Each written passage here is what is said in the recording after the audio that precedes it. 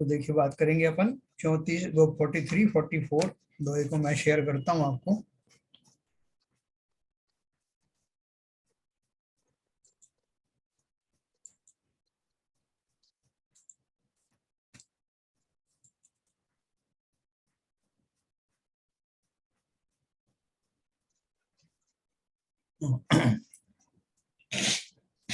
कल अपन ने ये 44 पढ़ा था, यहाँ से मैं शुरू करूंगा।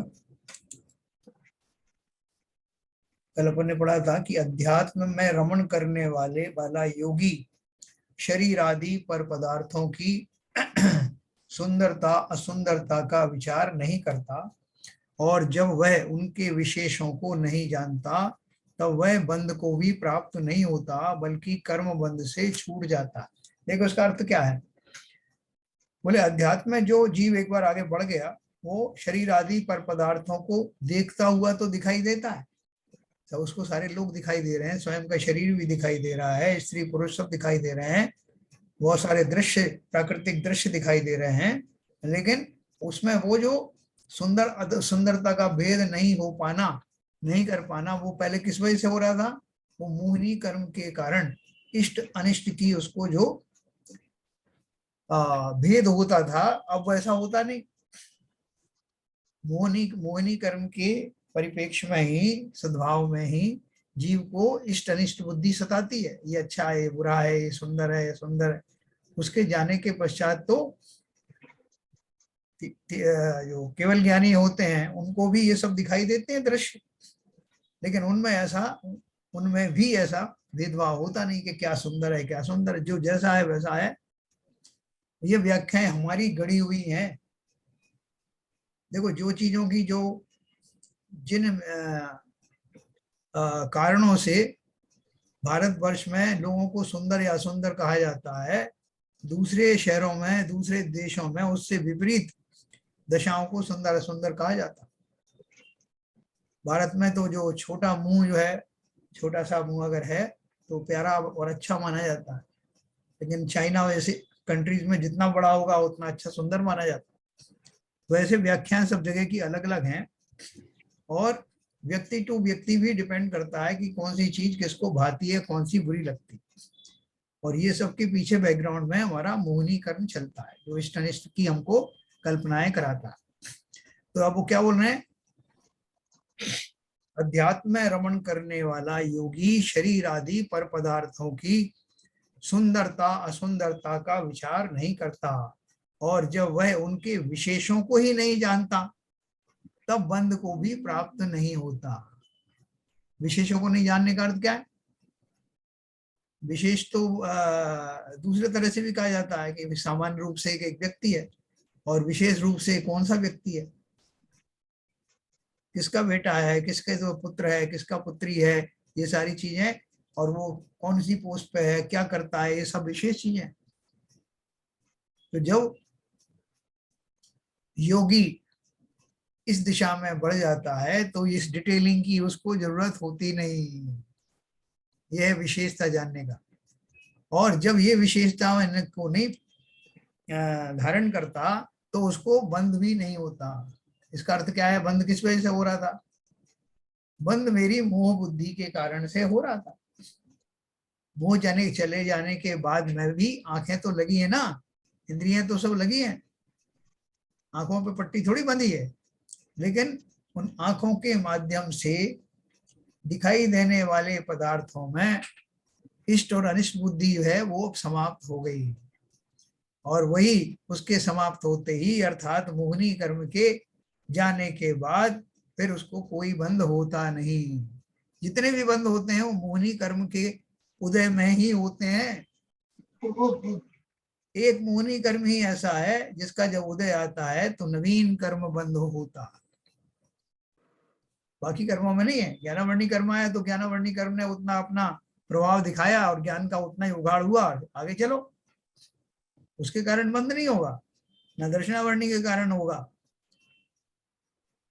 ना अंतराय के कारण होगा। वो उसका जो सद्भाव होगा उतना उतना उसका फल मिलेगा, लेकिन नवीन कर्म का वो उसके कारण बंद नहीं होता। सिर्फ एक मोहिनी कर्म ऐसा है जब वो उदय में आता है तो जीव की जो स्थिति बनती है उससे नवीन कर्म बंद होता है।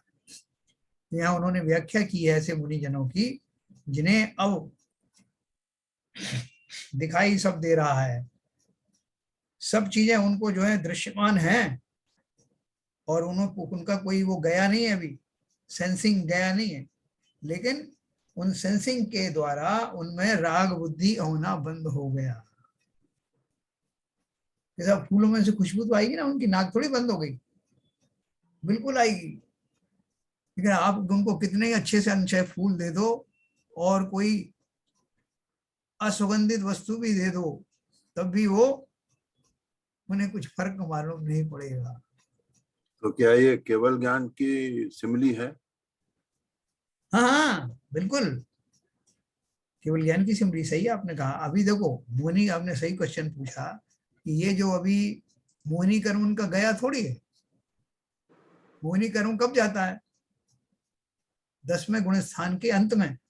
जी तो मुनि ही तो अभी हैं ही, वो मुनि राज ही हैं, और जी वही तो मुनि अभी अरंत बनने वाले हैं। 10वें गुण स्थान के अंत में जब मोहिनी कर्म का खेल खत्म हो जाता है तो 10वें के बाद में सीधा 12वां गुण स्थान आता है।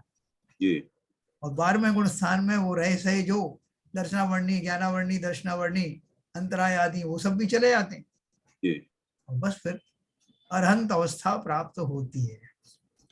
तो ये जो बात कर रहे हैं वो उन योगियों की बात कर रहे हैं जो कि श्रेणी धारण करने वाले हैं, श्रेणी के सम्मुख हैं, श्रेणी धारण किए जा रहे हैं, उस अवस्था की ये बात चल रही। लेकिन अपन को क्या बताया कि साहब आप हमें क्या बता रहे हो, हम थोड़ी अभी तो मुनि ही नहीं बने, आप आगे आगे की बातें बता रहे हो। आगे आगे की इसलिए बता रहे हैं कि ये हमारा लक्ष्य है। तो ये केवल ज्ञान की जो स्थिति है जी वो श्रेणी करने चढ़ने के मतलब स्थिति में जब आ जाते हैं तभी से शुरू हो जाती है। हाँ, श्रेणी चढ़ी अपन इसके लिए रहे, जी श्रेणी आरोहण हो ही इसलिए रहा है कि केवल ज्ञान की प्राप्ति होना है, जिसमें मुख्य रूप से मोहनी कर्म का खात्मा करना है। ये बहुत सही है जो हाँ आपने प्रैक्टिकल एग्जांपल दिया हाँ, कि उनको कुछ दिखता सब कुछ है मगर उसका ज्ञान में नहीं आता उनको। नहीं ज्ञान ज्ञान में नहीं, मतलब ज्ञान में उसका भेद नहीं करते वो, अच्छे बुरे का भेद, भेद नहीं। हाँ भेद नहीं होता, वो उसमें बिल्कुल समता भाव रखते हैं। बराबर। बराबर है। तो ये स्थिति तो वही केवल ज्ञान की स्थिति है। तो इसका मतलब ये है कि ये स्थिति का जो सृजन है या जन्म है वो 10वें साल से शुरू हो जाता है। नहीं, 7वें गुण स्थान में ही जो जब शुद्धोपयोग चलने लगता है तो इस तरह का चिंतन शुरू हो जाता है। अच्छा अच्छा, 7वें हाँ गुण भी धीरे धीरे जब वो साथ वास्तव में शुद्धोपयोग में रहते हैं हाँ, तब भी वही स्थिति रहती है जो अरे अभी आप। बिल्कुल, ठीक है, बहुत 7वें गुण स्थान जब से शुद्धोपयोग शुरू हुआ और जो आत्मा का अनुभव दिखाई देने लगा तो बाकी सारी चीजें जो है वो रसहीन हो जाती हैं। तो जैसे एक अंतर्मुहूर्त में जब पहली बार सम्यक दर्शन होता है हाँ, तो उस समय भी तो शुद्धोपयोग का थोड़ा आभास होता है ना। उस टाइम होता है जीव को, जिस समय वो शुद्धोपयोग के क्षण आते हैं, हाँ जिसमें क्योंकि वो शुद्धोपयोग एक करण लब्धि के अंत में जाकर के समय दर्शन होता है। जी हाँ। करण लब्धि के जो परिणाम है वो लगभग ऐसे ही हैं जैसे श्रेणी आरोहण के होते हैं। ओके ओके, मतलब ये उसकी श्रृंखला है हाँ एक्चुअली। श्रृंखला, बिल्कुल श्रृंखला वही सीरीज में है। ठीक है ना, चलिए तो वो वस्तु व्यवस्था का, क्योंकि वहां मोहिनी कर्म का शमन होता है और जिस पूर्वक की सम्यक दर्शन होता है जी जी चतुर्थ गुण स्थान में। तो जी आपने हाँ। बिल्कुल सही कहा कि सीरीज वही है, वही जो है कहानी है। वहां मोहिनी कर्म का जो है शमन होकर औपशमिक सम्यक होता है, और जी यहाँ अब जो है क्षय होने जा रहा है। जी जी तो बिल्कुल सही कहा आपने। देखो क्या बोल रहे हैं, मतलब हमको ये अभी से इसी बात के लिए तैयारी करना है कि ये जो अवस्था आती है कितनी सुंदर वो अवस्था होगी जब मैं किसी में भेद नहीं कर पाऊंगा, ये अच्छा है ये बुरा है, इसने कैसा कह दिया उसने कैसे, मैं अपने आप ही समता में आ जाऊंगा। बहुत बढ़िया। तो ऐसी दशा जो है हमारी हो जाएगी करके विश्वास नहीं होता। अभी भी हम जो अपने उससे त्रस्त रहते हैं, हमें छोटी छोटी चीजें बहुत चुभती हैं, साहब फलाने ने ये कह दिया, डिमके ने ये लिख दिया, उसको समझाओ, उसको अकल नहीं है, इसको अकल नहीं है, हम परेशान रहते हैं। लेकिन अकल हमको ही नहीं है। जब हमारी अकल सुधर जाएगी तो सारे बेअकली भी हमें अकल वाले ही दिखाई देंगे। जिन्हें आज मैं बेअकल कह रहा हूं तब लगेगा आज तो बोला वो कबीरदास जी का दुआ है ना वो क्या ढूंढन में चला बुरा जो देखन को चला बुरा न तो मिले दिल क्या खोजा अपना बुरा जो देखन में चला बुरा न मिले बुरा ना मिलिया कोई जो दिल खोजा अपना तो जैसे बुरा न उससे बुरा न कोई। ये बात कौन कह सकता है?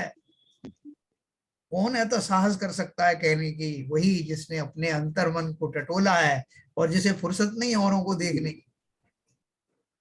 सिर्फ अपने को ही मानता है भैया सारा तो जो मैं ही हूं बुरा, मुझसे बुरा कौन?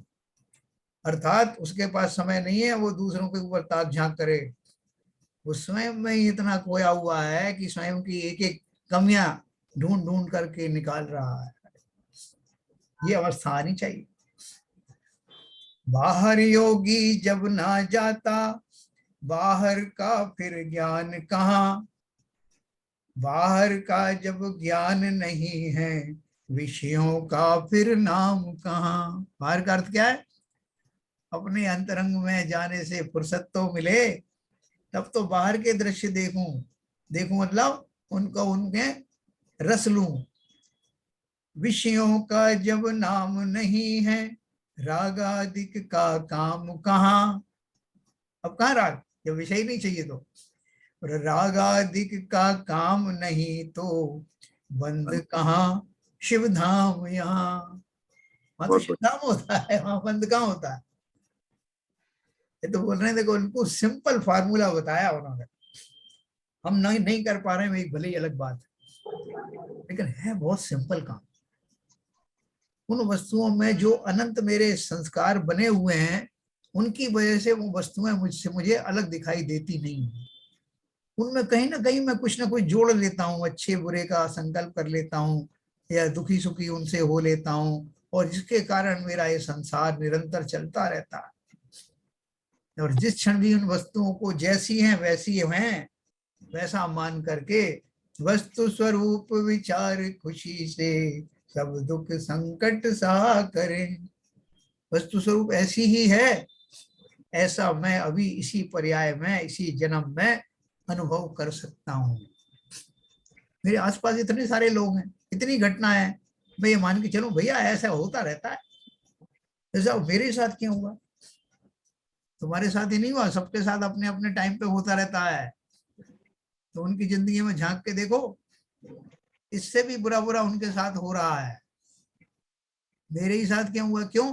क्योंकि मैंने भी संसारी जीवों की तरह ही पुण्य पाप का खेल खेला है, इसलिए मेरे साथ भी घटित होता है। जब वो पाप का उदय आता है तो वैसी चीजें मिलने लगती हैं, पुण्य का आधा ऐसे मिलने लगती है। मेरे साथ कोई प्रकृति अन्याय थोड़ी कर रही। ऐसा जिन्हें विश्वास हो जाता है उनके लिए कहा गया है कि वो सो कॉल्ड सुख एंड दुख जो व्यवहार से हैं, निश्चय से नहीं है, उन सुख दुख को भी अगर तुम सुख दुख मानते हो तब भी अगर वस्तु स्वरूप को पहचान लिया तो ये सारे सुख दुख, पहली बात तो सुख दुख जैसे लगेंगे ही नहीं, और दूसरी बात संसारी जीवों की भाषा में अगर वो लगते भी हैं तो मैं सुख पूर्वक ही उनको उनका वेदन करता रहूंगा। वस्तु स्वरूप विचार खुशी से सब दुख संकट सा करें। ये मेरी भावना है। क्यों है मेरी भावना? क्योंकि ऐसा सिद्धांत है, उसी सिद्धांत के अनुरूप मांग रहा हूं, कोई अलग चीज नहीं मांग रहा हूं। तो देखो आगे चलते हैं अपन 45। पूरा रस लेना इसमें, पूरी जो जितने दोहे बचे हैं वो पूरा रस लेना। सुख दुख के आधार क्या है? परह परस्त तो दुख महात्मयी वात्मा ततः सुखम अतएव महात्मान स्तन्निमित्तम कृतोद्यम। पर ही है अतः दुख निज निज ही सुख खान अतः स्वहित उद्यम किया जो थे पुरुष महान। है? क्या बताया उन्होंने? अन्य पदार्थ अन्य हैं, उस अन्य पदार्थ से दुख होता है, और आत्मा आत्मा ही है अतः उससे सुख होता है। अपन ने कल भी ये डिस्कस किया था ना, जो वस्तुएं पर हैं इतना मात्र आपको मालूम पड़ जाए कि ये मेरी नहीं है तो आप उनकी उपेक्षा करने लगते हो, मुझे क्या लेना देना साहब, वो मेरी है ही नहीं। तो आपको साहब ये आपका बच्चा है साहब, ये हम देखो, पहले तो आप परीक्षा करोगे मेरा है क्या, और परीक्षा हो जाने के बाद उस पर सर्वस्व निछावर कर दो, हाँ साहब ये है मेरा बच्चा, इस जो मिलता है तो मुझे बड़ा सुख मिलता है, इसको कुछ हो जाता है तो मैं दुखी हो जाता हूँ। तो ये सब दुख और सुख किस बात का है, मान्यता का।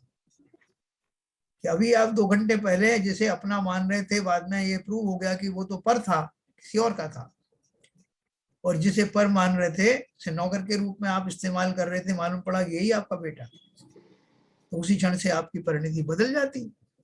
तो बदल जाती है तो अब उससे सुख होने लगता है। पहले बोल रहा था कहाँ का नौकर आ गया, इसको कुछ आता ही नहीं, अनाड़ी है, ये सब है, और वो बेटा बन गया। वो मालूम पड़ा कि अरे उसकी तो सारी 100 खून माफ है। तो इसलिए उन्होंने बोला अन्य पदार्थ अन्य हैं, उस अन्य पदार्थ से दुख होता है। अन्य पदार्थ आपको क्या देगा, किसी ने आपके साथ व्यवहार भी किया खोटा तो आप कहोगे साहब मेरा तो करेगा ही, वो तो मैं एक्सपेक्टेड ही है, मेरा थोड़ी है वो मेरा खून नहीं, क्या क्या बात करते हैं। और आत्मा आत्मा ही है, अतः उससे तो सुख ही उत्पन्न होता है। इसी कारण महान पुरुषों ने तन निमित्तम, उसकी प्राप्ति के निमित्त कृत उद्यम किया था। आपको मालूम पड़ जाए फलानी फलानी जगह साहब वो एक ट्रेन एक्सीडेंट हो गया या प्लेन एक्सीडेंट हो गया, वहां बहुत सारे लोग थे उस प्लेन में ट्रेन में, उसमें आपके भी थे कुछ, तो अपन क्या करेंगे, तुरंत प्रभाव से वहां गमन करेंगे, जैसे भी बनेगा मर के पच करके वहां पहुंचने का प्रयत्न करेंगे, उन्हें खोजने का प्रयत्न करेंगे, उनके लिए सारी तीमारदारी करने का प्रबंध करेंगे, कैसे भी हो वो मुझे मिल जाए, है क्यों, क्योंकि वो मेरे हैं। यहाँ बोल रहे हैं कि जो ज्ञानी जन है उनको पता चल गया है कि शरीर आदि तो मेरे है ही नहीं, और जब शरीर आदि ही नहीं है तो उससे जुड़े हुए सगे संबंधी वो सब मेरे कैसे हो सकते हैं। बोले रे भैया कुछ तो होगा ना तुम्हारा अपना, बोला है ना, मेरा अपना क्या, मैं ही अपना हूं, मेरा अपना क्या है, संबंध तो दो विभिन्न वस्तुओं में होता है ना, तो मैं ही मेरा करता धरता, तो मेरा काय का संबंध, किससे संबंध है, जैसा वो आपकी आत्मा है ना, अरे आत्मा मेरी नहीं, मैं ही आत्मा हूं, मैं कोई भिन्न वस्तु हूं क्या जिससे संबंध बना रहे हो, मैं ही आत्मा हूं। तो फिर आप खोज करने किसको निकले हो, उनको अपने को कह रहे हैं ना कि अपनी वस्तु को ढूंढने जा रहे हो, तो किसको ढूंढने जा रहे हो, मैं अपने को ही ढूंढ रहा हूं, अपने को, अर्थात मैं स्वभाव से बाहर चला गया था। अपन घर से बाहर निकल जाए, दूर तक जाके भटक जाए, घर भूल जाए, तो हम किसको ढूंढ रहे हैं, हम अपने घर को ही तो ढूंढ रहे हैं। तो मेरा घर मेरा स्वभाव है, स्वभाव से मैं अनादिकाल से अज्ञान के कारण भ्रमित होकर के स्वभाव से भटक गया था। और किस लेवल पे भटका था, कोई पैदल चलने की बात नहीं कि इतनी दूर चला गया था, भावों के लेवल पर, संस्कारों के लेवल पर अपने स्वरूप से बहुत दूर के मुझे भाव होने लग गए थे, मेरे परिणाम स्वभाव वाले नहीं हो रहे थे। और ये आज से नहीं था, अनादिकाल से था। अब तो सदगुरुओं ने मेरी आंखें खोल दी, मुझे कहीं जाना थोड़ी था, मुझे अपने उस उपयोग को जो भटक गया था, बाहर चला गया था, उसको समेटना है और स्व में स्थापित हो जाना है, इतनी सी तो बात है। खोल तो है? तो शरीर आदि पर पदार्थ पर ही है, अतः उनसे दुख होता है, और आत्मा आत्मा ही है, अतः उससे सुख होता है। इसलिए महान पुरुषों ने आत्म प्राप्ति के लिए प्रयत्न किया है, क्योंकि ये मेरा है। अभी मेरे को अपनी गलती भी समझ में आ गई कि मेरे सारे जितने भी मेरे दुख हुए, जितने दुख संकट मैंने सहे हैं, मुझे कहाँ कहाँ जाना पड़ा, 84 लाख में जाना पड़ा, एक इंद्रियादि बनना पड़ा, निकोदिया, तो क्यों बना, अब मुझे समझ में आ गया पूरा रहस्य कि खाली मैं अपने स्वभाव से भटक जाने के कारण ही मेरी ये हालत हुई है ना। एक शेर का बच्चा अगर भटक करके बाहर चला जाता है तो दूसरे छोटे छोटे क्षुद्र पशु उसको परेशान करने लगते हैं, बहुत सारे मिलकर। फिर उसके परिवार का एक आध आदमी घूमता हुआ जाता है, एक आध जीव, तो उसको वापस लेके आया। तुम कहाँ भटक गए, अपनी टोली तो ये है, और यहाँ रहो, सुरक्षित रहो। ऐसे ही जिनेन्द्र देव ने मुझे कहा कि तुम कहाँ भटक गए थे, उस भटकाव के कारण तुम कहीं नरक पहुंच गए, निगोद में चले गए, कहाँ भटक रहे हो। तो इसलिए उन्होंने कहा कि जो ज्ञानी होते हैं वो अपने भटकाव को भी समझते हैं कि मैं कब भटक गया था, क्यों भटक गया था, कहाँ चला गया था, वहां से कैसे आ सकता हूँ। ये सारा कार्यक्रम घर बैठे ही, यहाँ बैठे बैठे ही मैं रिवर्स कर सकता हूँ। कि अपने को नहीं जाओ, आपने बताया अनादिकाल से मैं कर रहा हूँ, तो पता नहीं क्या क्या करना पड़ेगा रिवर्स करने के लिए, कहाँ कहाँ जाना पड़ेगा, कितनी पदयात्रा करनी पड़ेगी, कितनी ट्रेनों हवाई जहाज में बैठना पड़ेगा। बोले कहीं नहीं बैठना, बल्कि अब तो बैठना बंद करना है। अब तो भटकाव की जो स्थिति थी वो समाप्त होने को आ रही है। अब तो मैं जान गया हूं कि अब हम तो कबहू ना निज घर आए, अपने घर नहीं आ पाए। इस बात का मुझे पश्चाताप तो है, लेकिन अब मेरी आंखें खुल गई हैं, इसी मात्र से मैं प्रसन्न हूं।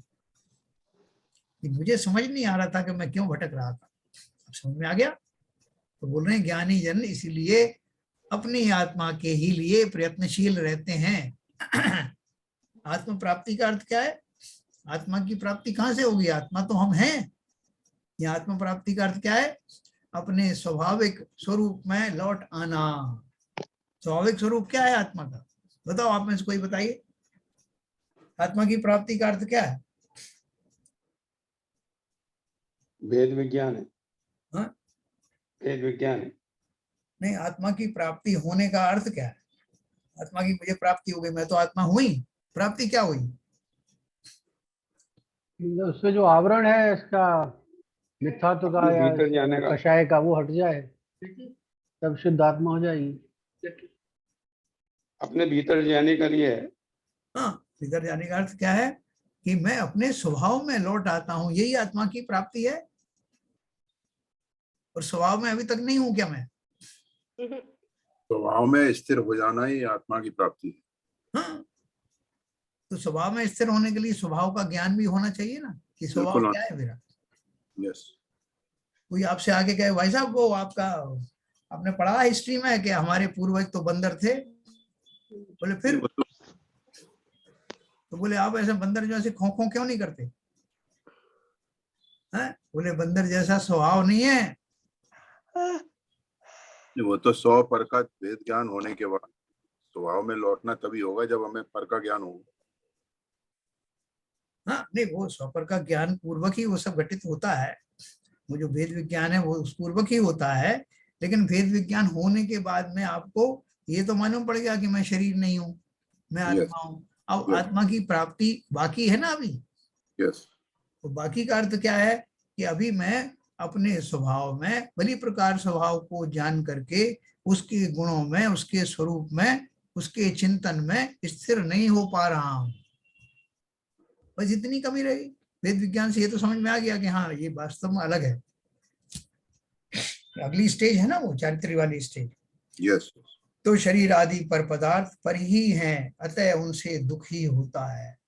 और आत्मा आत्मा ही है, अतः उससे सुख होता है। इसलिए महान पुरुषों ने आत्म प्राप्ति के लिए प्रयत्न किया है। पर तो पर है समझो भ्राता, पर से अति दुख मिलता है। आत्म तो अंतिम है भ्राता, आत्म से सुख मिलता है। यही जान कर यही मान कर महामना ऋषि संत यहाँ।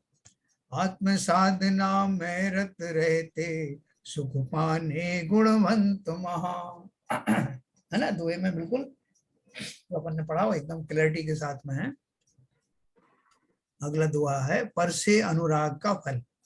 अब इसमें एक शंका है, हाँ क्योंकि जैसे आपने जो आत्म प्राप्ति वाला जो क्वेश्चन पूछा, हाँ तो उसमें जैसे आत्मा के साथ अभी तक जैसे आप बताए हैं कि कर्मण शरीर जो है विधा हुआ है उसके साथ लगे हुए हैं, तो क्या मतलब अगर कर्मण शरीर उसके साथ है फिर भी हम आत्म प्राप्ति कहेंगे, या जब वो कर्मण शरीर की निर्जरा पूरी हो जाए तब शुद्ध अवस्था में आत्मा जाए तब आत्म प्राप्ति है? हाँ, बहुत बढ़िया आपने बात की। वैसे इसमें कर्मण शरीर की कहाँ बात आई है, आई है क्या? तो इसमें आई नहीं है, मतलब लेकिन शुद्ध अवस्था तभी होगी ना आत्मा की, हाँ बिल्कुल जबकि ठीक। कर्मण शरीर नहीं है उसमें, हाँ निर्जरा हो चुकी है। हाँ, तो आपका क्वेश्चन क्या है कि जब तक वो रहेगा तब तक आत्मा की प्राप्ति नहीं होगी, ये है ना प्रश्न आपका? जी जी। नहीं, बिल्कुल आपकी बात सही है। देखो, उस मार्ग पर चलने के बाद, अब जैसे बहुत सारे बादल आ गए सूरज के ऊपर, तो सूरज का जो प्रताप है, वो प्रताप के कारण से धीरे धीरे वो बादल छिन्न भिन्न हो जाते हैं। सूरज तो अपनी पूरी नेचुरल ताकत के साथ चमक रहा है, और उनकी उसका जब तेज जो है उन बादलों में प्रविष्ट होता है तो वो सारे छिन्न भिन्न होने लगते हैं। ऐसे ही आत्मा चिंतन उस समय भी चिंतनशील है जिस समय की कर्म सत्ता में मौजूद है, लेकिन मेरा निरंतर चिंतन बने रहने के कारण से वो कर्म सत्ता से निकल जाती है। तो ध्यानस्थ अवस्था होती है, ध्यान अवस्था वो क्या होती है? वो स्वभाव को ऊपर में लक्ष्य करके कंसंट्रेट होकर के जब वो चिंतन होता है तो वो सारा कर्माण शरीर किससे, कर्मों की सत्ता के कारण बना था ना, तो कर्म सारे सत्ता में से निर्जरित हो जाते हैं तो कर्माण शरीर समाप्त हो जाता है। लेकिन उसकी प्रक्रिया तो ज्ञानी जनों की ध्यान पूर्वक पहले से होने लगती है ना, तभी तो वो समाप्त होता है। ठीक है सर?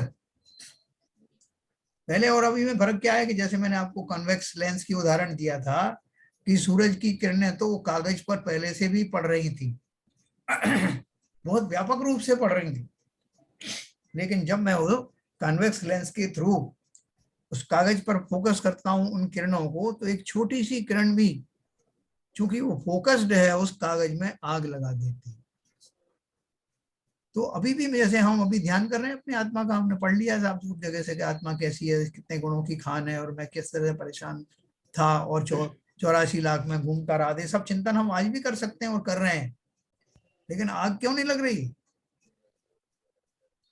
क्योंकि वो जितना उपयोग की प्रखरता चाहिए, कंसंट्रेशन चाहिए, वो नहीं हो रहा वो नहीं। है। उसके होते ही वो कर्मों से तीव्र निर्जरा होने लगती है, और निर्जरा होते होते एक दिन कर्माण शरीर समाप्त हो जाता है, और वही तो सिद्ध अवस्था है। ठीक है सर? तो ये हमने 45 नंबर पढ़ा।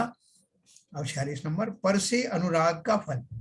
जो पर से अनुराग जो मैं करता हूं उससे मुझे क्या प्राप्ति या अप्राप्ति होती?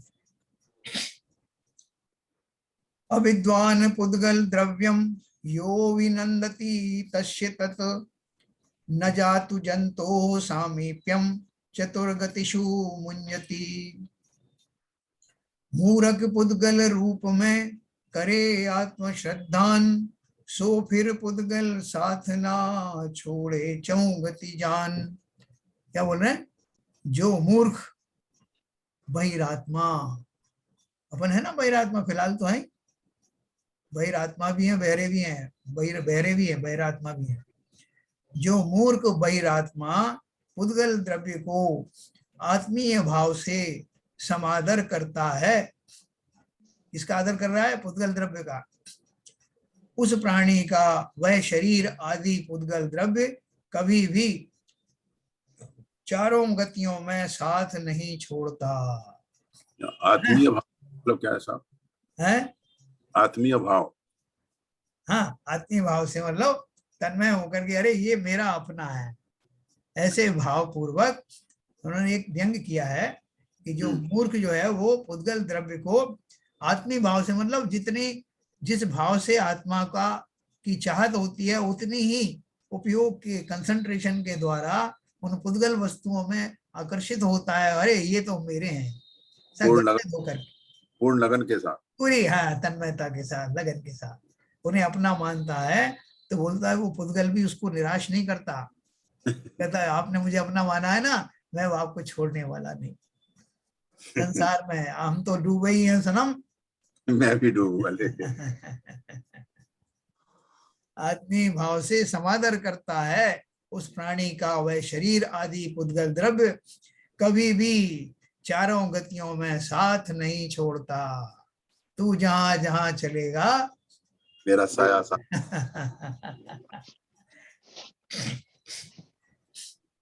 तो ये उन्होंने उसका बताया कि अनुराग करने का क्या फल है। अपने और पराये का भेद न जानने वाला जो बहिरात्मा पर पदार्थों में आत्म रूप श्रद्धान करता हुआ समादर करता है, तो पर पदार्थ रूप वह पुद्गल द्रव्य भव भवांतर में भी उसका साथ नहीं छोड़ता, अर्थात वह मुक्त नहीं हो पाता। देखो ये व्यंग्य में कही गई बात हमारे को बहुत समझ में आनी चाहिए कि भैया तुमने जरा सा भी उसकी तरफ सॉफ्ट कॉर्नर दिखाया पर द्रव्यों के प्रति, पर शरीरों के प्रति, तो तुम्हारी जो संतति कर्मों की और भवों की संतति चल रही है इसी कारण से ही तो चल रही है। जितना जितना अनुराग दिखाओगे उतना उतना प्रकृति समझ जाएगी। तो आप गूगल पे कुछ टाइप करते हो ना या कोई वीडियो देखते हो खास विषय के ऊपर, तो वो भांप लेता है कि आपका इंटरेस्ट क्या है, तो उस इंटरेस्ट वाले ही वीडियो आपको और आने लगते हैं। आपने देखा हो सब। उसी प्रकार यहाँ है, प्रकृति समझ जाती है कि भैया ये तो यहीं रहना चाहता है। जो जाना चाहते हैं उनके लिए अलग व्यवस्था करो, लेकिन ये तो यहाँ से जाना ही नहीं चाहते, इनके लिए यहाँ की योग्य व्यवस्थाएं करो। और फलतः अपनी मूर्ताओं के कारण मैं वैसे ही पैकेज बनाता हूँ जो मुझे 84 लाख योनियों में ले जाते हैं। किसी का कोई दोष नहीं है भाई साहब, कोई मेरे साथ पक्षपात नहीं करता। प्रकृति तो पूर्णतः निष्पक्ष काम करती है। बोल तेरी क्या मर्जी रजा है, क्या मर्जी है वो ही मैं दे दूंगा। अब हम मूर्ख है ना, हम संसार के चांदी सोना रुपए पैसे खोटे रिश्ते शरीरों में उलझे रहना चाहते हैं, तो उलझो। अनादिकाल से आपको ये मौका दिया जा रहा है। अब आप अपनी चॉइस बदलते हो तो उस दिशा में भी प्रकृति आपका सहयोग करने के लिए तैयार। कभी स्वपर को नहीं जानता रहा अचेतन यह तन है, फिर तन का अभिनंदन करता मूढ़ बना तू चेतन है। साथ चलेगा तुझको फिर ना चौगतियों में छोड़ेगा, पापों से जोड़ेगा तुझको भव भव में तू रोएगा। कितनी बढ़िया बात कही उन्होंने कि भैया अगर मैंने स्वपर को नहीं जाना तो मेरा फल क्या है कि मैं स्वपर को ना जान करके उन तनों में दूसरे शरीर आदि में ही आकर्षित बना रहा, तो ये मेरा आकर्षण बना रहेगा। वो शरीर वो परमाणु मुझे छोड़ने वाले नहीं। देखो मैं आपको एक रहस्य की बात बताऊं, अपन ने पढ़ा है कि संसार का एक भी परमाणु ऐसा नहीं है जिसे मैंने कभी ना कभी भोगा ना हो। कुछ भी बचा शेष नहीं बचा है जो मैंने भोगा नहीं हो। जो दूसरे शरीरों में जगह जगह पर जीवाणु पाए जाते हैं वहां मैं कितनी बार उत्पन्न हुआ।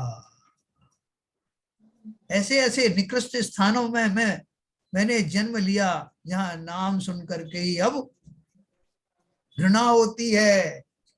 उन्होंने स्थानों में मैं रहा, मैं मल में पैदा हुआ, मैं मूत्र में पैदा हुआ, मैं रक्त में पैदा हुआ। क्यों पैदा हुआ? क्योंकि किसी ना किसी अपेक्षा से मैंने उन परमाणु स्कंदों में प्रीति की थी, उन स्थानों से प्रीति की थी।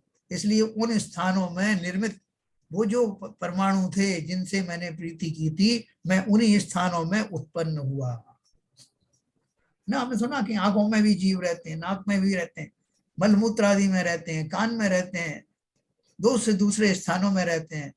तो कौन रहते हैं वहां? कोई दूसरे थोड़ी है वो। जैसा वो जो रहते हैं वो बताने धिक्कार है उनको जो वहां रहते हैं। अरे किसको धिक्कार कर रहे हो? अनंत बार हम रहे हैं। खोटे खोटे जो है द्वारों में हम रहे, मलमूत्र आदि की जगहों में रहे, एक बार नहीं अनंत बार रहे, क्योंकि वहां स्थित परमाणुओं से कभी मैंने मोह किया था। ये बहुत रेश की बात समझ लेना।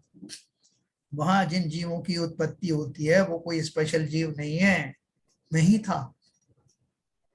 कितनी जगह नालियों का मैं कीड़ा बना, जिन नालियों में आप झांक के देखना नहीं चाहते उनमें मैं पैदा हुआ। विष्टा के अंदर मैं पैदा हुआ, और कैसा पैदा हुआ कि वहां से कोई अगर मारना चाहे नाना चाहे तो मैं मरना नहीं चाहता। उन पर्यायों से ही प्रीति हो गई। तो इसलिए उन्होंने कहा ये भैया प्रकृति में सारी व्यवस्थाएं हैं, साथ चलेगा तुझको फिर ना चौगतियों में छोड़ेगा, पापों से जोड़ेगा तुझको भव भव में तू रोएगा। अब तो मेरे रोने के दिन समाप्त हो गए लगता है, ऐसा विश्वास करो, क्योंकि अब मैं संकल्पित हो रहा हूं उन अज्ञान दशाओं को छोड़ने के लिए, उन पर द्रव्यों के प्रति प्रीति के भाव छोड़ने जा रहा हूं। अब ये संसार मुझे पकड़ करके ज्यादा दिन तक रोक नहीं पाएगा, ऐसा संकल्पित होना। 47 पढ़ेंगे। स्वरूप निष्ठता का फल।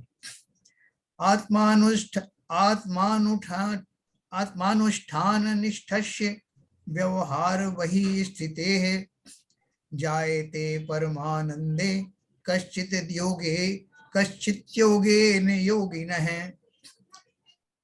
परे ग्रहणयो त्याग से आत्मधर्म में निष्ठ, योगी पाए ध्यान से परमानंद विशिष्ट।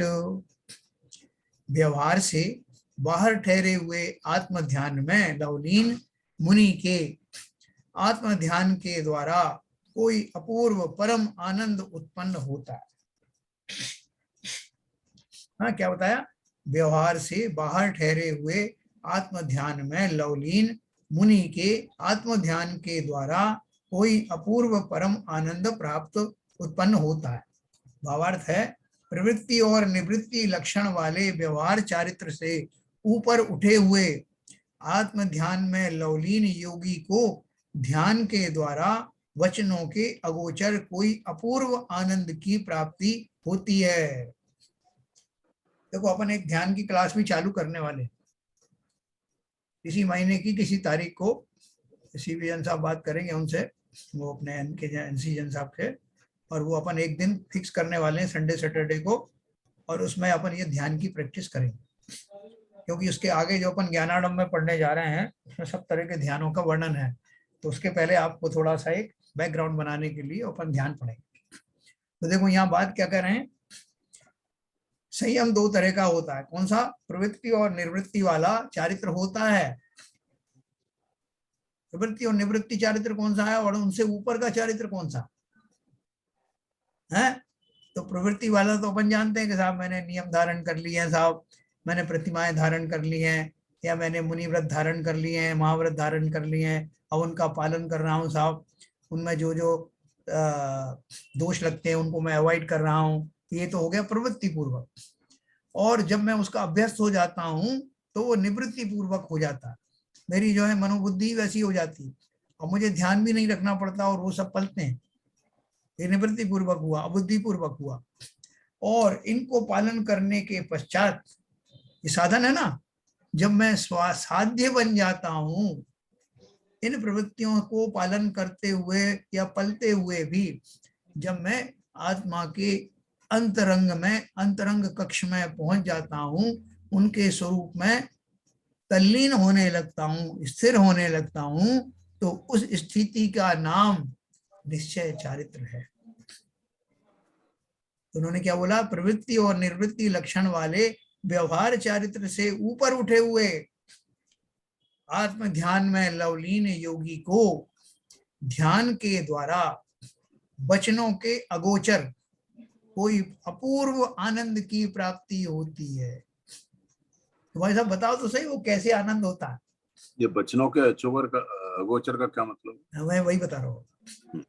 जब अपन कहें कि आप बताओ तो सही कि वो वो कैसे होता है, कैसा आनंद होता है, अपूर्व आनंद है ना वो वचनों के अगोचर, उसका कैसे होता है वो? तो बोले कि वचनों के अगोचर का अर्थ यह है कि उसको शब्दों से वर्णन नहीं किया जा सकता। ओके। वचनातीत है वो। मेलोडी खाओ और खुद जान जाओ। आपके मुंह में मिश्री रखी, साहब कैसा लग रहा है? साहब अच्छा लग रहा है। बोले ऐसा, आपने शक्कर खाई थी जब भी यही बोल रहे थे कि अच्छा लग रहा है, गुड़ खाया था जब भी यही कह रहे थे, तो कुछ तो भेद होगा ना। बोले क्या भेद बताएं आप? यही कह सकते हैं अच्छा लग रहा है साहब, और अच्छा लग रहा है साहब, मीठा लग रहा है साहब। शब्दों से वर्णन नहीं किया जा सकता। नहीं किया जा सकता। आत्मा का अनुभव तो आत्मा का ही अनुभव है, उसकी उपमा किसी से दी नहीं जा सकती। किस आनंद में खो रहते हैं वो अरहंत। कितना ज्ञान होता है उनका कि जो उनके वचनों में भी नहीं आता। जितना ज्ञान और जितना आनंद उनको मिल रहा है, उसका अनंतमा भाग ही उनकी जिनवाणी में आता। जिनवाणी में क्या? जो उनकी वो दिव्य ध्वनि करती, और उसका अनंतमा भाग ही जो गणधर है उसको गूंथ पाते हैं, और उसका अनंत भाग ही हम तक आ पाता है। सोचो तो वो कितना होगा, उस अनंत की क्या सीमा होगी। वचन अगोचर, वचनों से कैसे कहें। और वो कब आता है? जब ये सारे लेवल खत्म हो जाते हैं, प्रवृत्ति निवृत्ति और दोनों लेवल खत्म होने के बाद, जब जीव अपने स्वामी स्थापित होने लगता है। लकड़ी थी, लकड़ी विवल हो गई, लकड़ीपन चला गया, लकड़ी में खुरदुरापन आ गया, वो चिकनापन चला गया, लोहे जैसी कठोर होने लग गई, बड़ी व्याकुल हो गई लकड़ी। बोले क्या चाहिए तुमको? बोले यार लोहे जैसी कठोरता आ गई ना तुम में, तो अच्छा है ना, मजबूत हो गया। नहीं, मुझे अपना वही स्वरूप वापस चाहिए, फिर तो मैं लोहा बन जाऊंगी, मेरा अस्तित्व खत्म हो जाएगा। नहीं, अच्छा रहेगा ना, तुमको जो है कोई तंग नहीं करेगा, और तुमको जो है वो लोहे की जगह पे लोग तुमको वैल्यू देंगे। मुझे नहीं चाहिए वो वैल्यू। मुझे तो तभी हर्ष होगा, तृप्ति होगी, संतुष्टि होगी, जब मैं अपने लकड़ी पने में वापस लौटा। ऐसे ही जीव को सुखी होने के लिए क्या चाहिए? बाहर की कोई एक भी वस्तु लेगा तो स्व में जा नहीं सकता। इसलिए स्व में जाने के अभिलाषी वो महान मुनिराज उस क्षण के लिए प्रयत्नशील रहते हैं, कब मैं लौटूं अपने आत्मपन में। उस आत्मपन में बस जाना है, यही मार्ग है, यही अभीष्ट लक्ष्य है। और इसकी प्राप्ति जब इतने मुनियों ने की अनंतों में, तो मैं अपवाद नहीं हूं, मैं भी अवश्य करूंगा। क्या कमी है मुझ में? इस विश्वास के साथ आगे बढ़ना।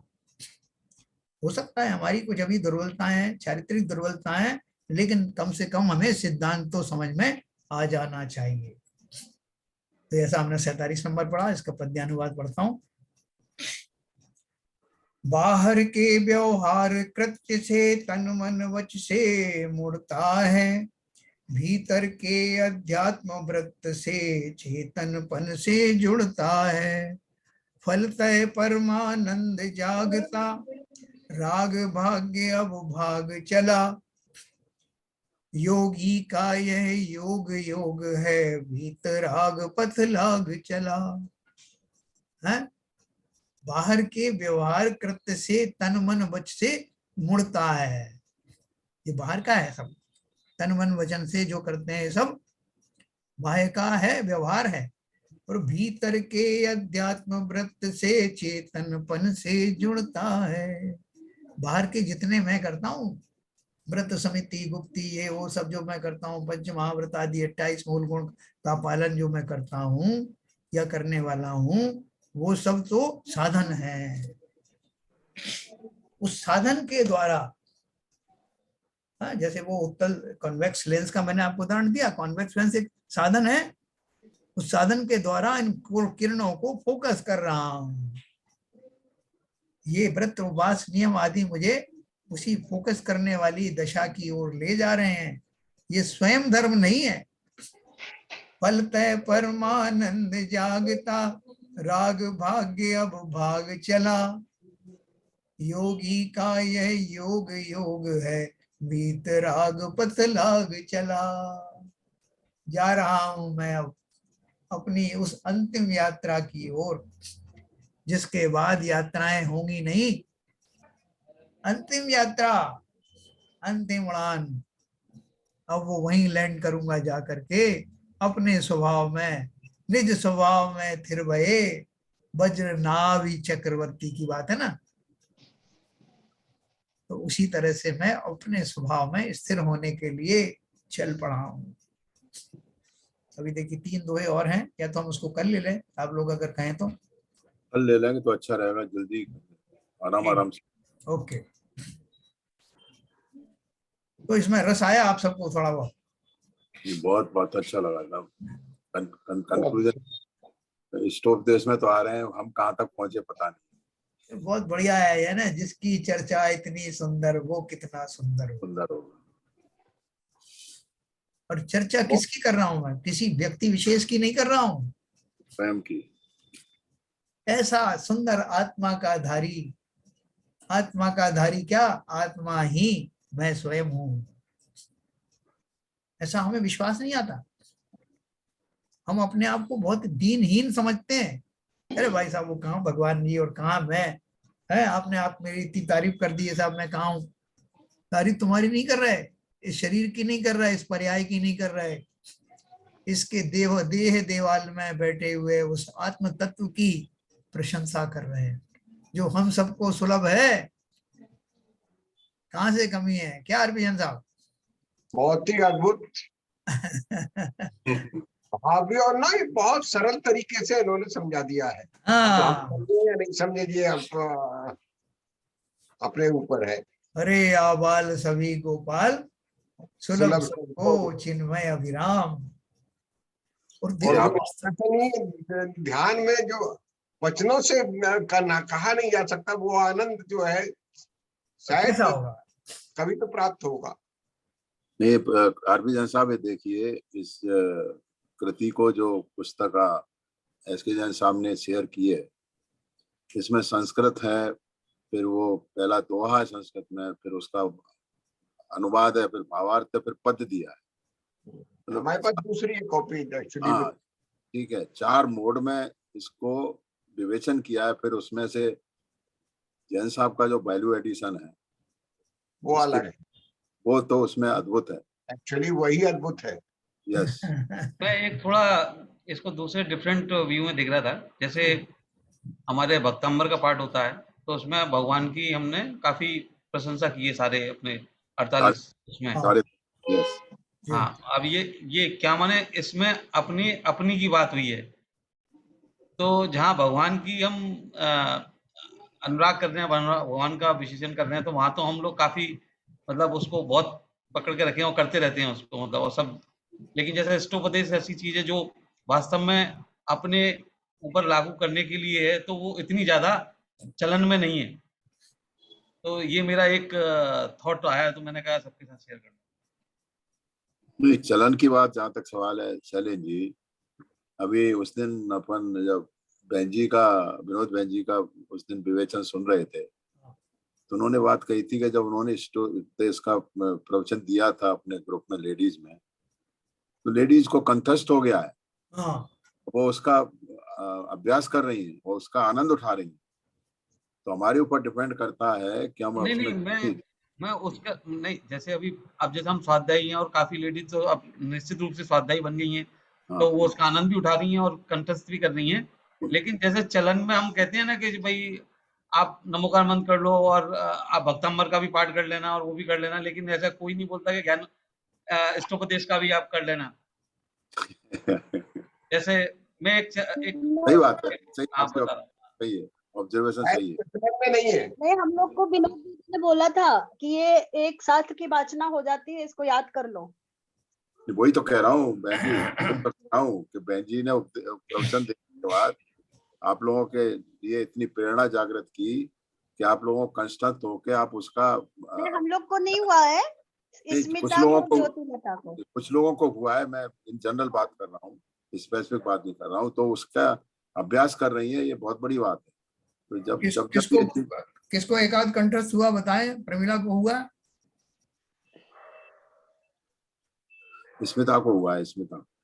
हाँ, स्मिता नहीं लेकिन बहुत अच्छा लगता है, पहले जो सुना और अभी जो देखते ना, मुझे भी बहुत पसंद है इष्टोपदेश। सब ग्रंथों में मेरे को सबसे अच्छा लगता है। तत्पर सूत्र ये कि दो चीज पढ़ी है ना, इसमें वाकई ऐसा लगता है कि हमने सब कुछ मतलब जो स्टार्टिंग से जो पढ़ा है और लास्ट तक। जब मैंने बीच में मैंने छोड़ दिया था, लेकिन पता चला इष्टोपदेश चालू है तो मैं फिर ज्वाइन कर किया। मैंने कहा नहीं, ये तो बहुत अच्छा लगता है, मुझे फिर से करना है। तो क्या है कि आचार्यों के वचन है, वो कोई भी सुना दे, वो वचन तो श्रेष्ठ है ही। तो हमारे अभी 3-4 2 और बचे हैं, तो वो अपन कर ले लेंगे। और इसका भरपूर लाभ उठाना। जब अपन ये पढ़ते हैं तो ऐसा लगता है कि हम में क्या कमी रही, और हम भी तो ऐसा सोच सकते हैं, और क्यों नहीं सोच पा रहे हैं, ये थोड़ा ताज्जुब भी होने लगता है। तो ये जो चिंतन है हमारा, पहले तो उसमें आनंद की प्राप्ति होना कि कैसा होगा वो वचनातीत आनंद। अपन तो जो है लौकिक व्यवहार में भी देखें कि जो आदमी कोई अगर अपने प्रिय व्यंजन आदि खाने में मस्त हो और उससे आप कुछ वार्तालाप करना चाहो तो वो आपको हाथ से रुको यार जरा, आनंद लेने दो जरा, क्या बात कर रहे हो, ये लाऊं वो लाऊं, कुछ नहीं, उसका आनंद लेना।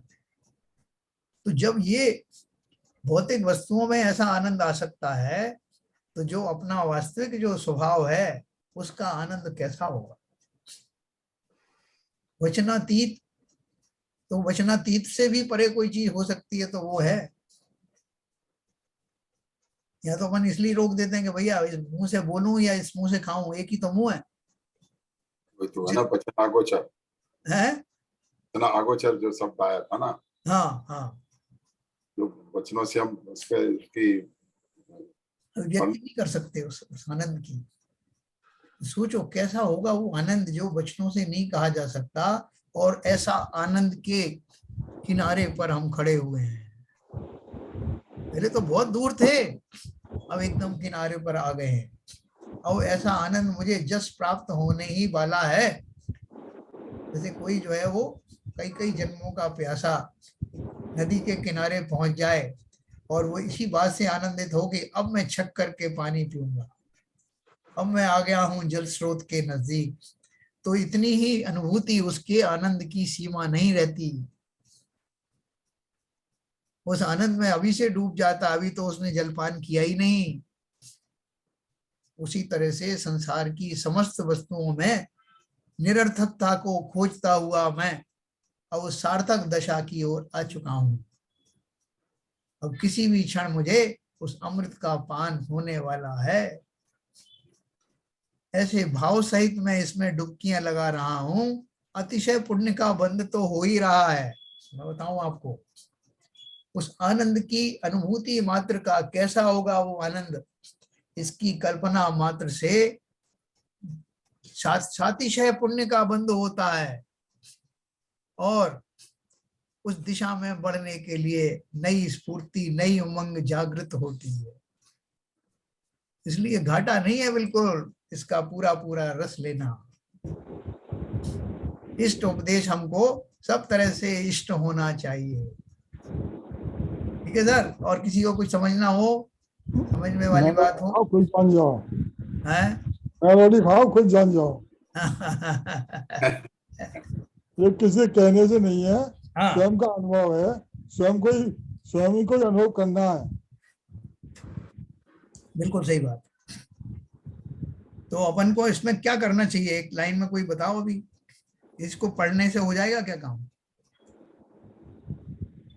अभ्यास में लाना पड़ेगा, चिंतन करना पड़ेगा, निवृत्ति से हटना पड़ेगा। जैसा इन्होंने कहा है, बार बार चिंतन करना पड़ेगा इन्हीं भावों का। बार बार चिंतन सही होगा इसका। बार बार चिंतन भी कौन कराएगा? अपन कहीं नहीं, मेरे को ही करना है। आप कराएंगे? खुद ही करेंगे, खुद ही करेंगे। नहीं तो परिवार में उलझे हुए हैं, नहीं तो परिवार में उलझे हुए हैं।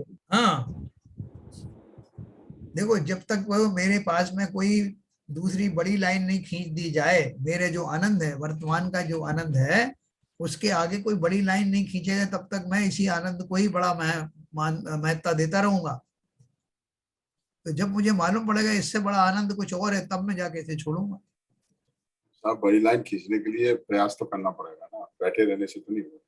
ये रियलाइजेशन आना चाहिए कि इससे बड़ी लाइन है। यस। तो रियलाइजेशन का यही एक तरीका है।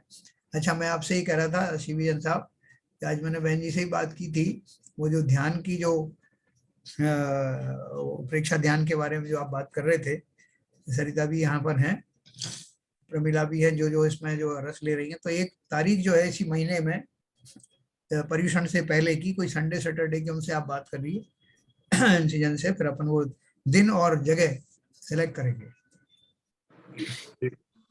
बहन जी ने बोला है कि अगर उस ध्यान में अध्यात्म का पुट कम होगा तो अपन वो उसमें ऐड करेंगे। बात कर लूंगा मैं। हाँ, बात कर लीजिए। ठीक है, सब लोग इंटरेस्टेड है ना? एक ध्यान की अपन एक छोटा सा एक शिविर जैसा लगाएंगे, मिनी शिविर। हाँ जी, जरूर जरूर। चलिए साहब, सबको जय जय, जिनवाणी स्तुति करेंगे। ये तो ऑनलाइन नहीं है, ऑफलाइन लगाएंगे ना हम लोग ये? हाँ, ऑफलाइन ही होगा, वो ऑफलाइन होगा। ठीक है, आपको तारीख और जगह ऑनलाइन भी हो सकता है क्या? मतलब जो लोग ऑनलाइन जुड़ना चाहें तो पॉसिबल होगा? मेरे ख्याल से सरिता जी बताओ, आप ऑनलाइन हो सकता है वो? जो आउट स्टेशन है वो उनके लिए। हाँ, मतलब ऐसे जैसे आउट स्टेशन वालों को ऑनलाइन ज्यादा ठीक है। जी एसके जैन साहब, अभी तो आजकल सब ऑनलाइन ही चल रहा है। ऑनलाइन हो सकता है, कोई दिक्कत नहीं है। अच्छा, तो वहाँ पर लैपटॉप रखना पड़ेगा और उसका कैमरा रखना पड़ेगा। That can be done. तो सब अपने अपने जगह पे बैठे बैठे करेंगे वो? मैंने यहाँ पर एक सेपरेट योगा क्लास ज्वाइन की थी। तो जरा पूछ के देखिए अपन, फिर अपन सबको अनाउंस करेंगे। ये वो तो अपने को ऑर्गेनाइज करना पड़ेगा, वो तो अपने उसके कराने अरेंजमेंट तो अपने को करना पड़ेगा। नहीं, अरेंजमेंट तो करेंगे, बट वो ऑनलाइन हो जाता है, जरा उनसे पूछ। ऑनलाइन हो जाए उसके लिए अपने सैलन जी की हेल्प लेंगे ना, उसमें कोई दिक्कत नहीं। कैमरा चाहिए, तो कैमरा लगा करके पूरे को कवर कर ले, पूरे एरिया को कवर कर ले, तो उससे मेरे पास कैमरा है, मेरे पास उसका। तो ठीक है, तो बात खत्म हो गई। नहीं, मतलब ये कि एक कोर ग्रुप रहेगा क्या जो फिजिकली जो है करेगा ये सब ध्यान? नहीं देखिए, आएंगे ही जो लोग बाहर के, दोनों काम होंगे ना, जो बाहर के होंगे वो करें। एक सेकंड सर, जब आप जो कोई जगह देख रहे हैं वहां पर फिजिकली होगा, अगर रहने वाले जो लोग हैं, जितने बाहर से रहने वाले लोग जो हैं वो सब ऑनलाइन और वो फिजिकली भी होगा, ऑनलाइन भी होगा। हाँ, दोनों ही होंगे, कोई काम चल सकता है। ठीक है, आज अपन बात करके उस हिसाब से मैं ऐसा समझता हूँ, बात करते हैं, आज बात करके बताएंगे फिर आप। चलिए साहब, ललित जी, जिनवाणी स्थिति।